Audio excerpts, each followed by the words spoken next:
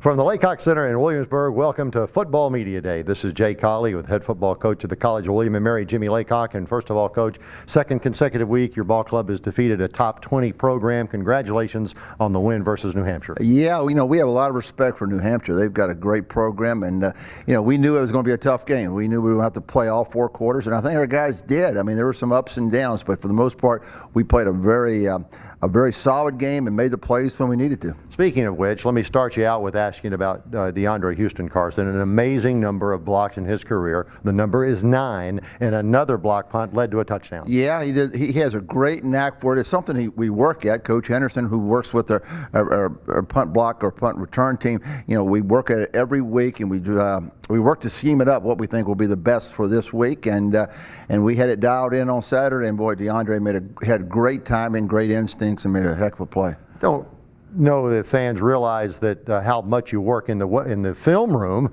They probably see how much you work in the weight room, but that film room is another issue. You mentioned that the play that Steve Cluley went to Devontae Dedmon was really worked out in the film room. Well, yeah, we look at their coaches do a great job, evaluating what the opponent's doing, and Coach Rogers had gotten that play in there and felt like it would work really well, especially against the coverage that we saw, and we saw that coverage, and we felt like that was what we wanted. But then it comes down to execution. You can draw it up on the board all you want, but till you execute it on the field. But Steve read the coverage correctly. Devontae made a great route adjustment, and then we scored.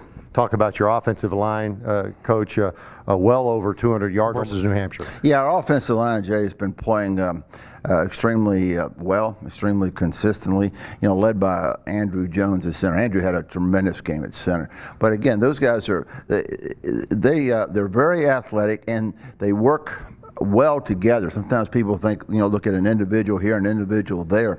But as an offensive line group, Coach Solrich really has them tuned in and all on the same page. This weekend it is Hampton. Kind of a little bit odd that you step out of the league play for this late in the year, but it is also homecoming. A lot of things happening.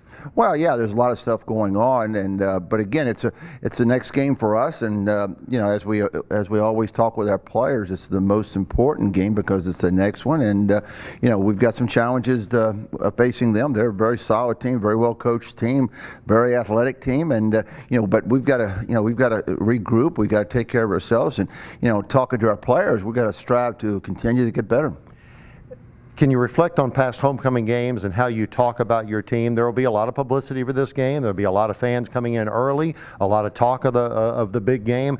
How do you talk to them about how they handle homecoming? Well, really, it doesn't affect the players that much. I mean, hopefully we'll have a full house, and that'll be great to have the crowd there. But so far as the other activities involved around homecoming, that pertains more to the alums and people like that. We've got a football game to prepare for, and we strive to be very consistent about the way preparation is handled, and we'll work on that this week. Coach, thanks, and good luck this weekend. Thanks, Jay.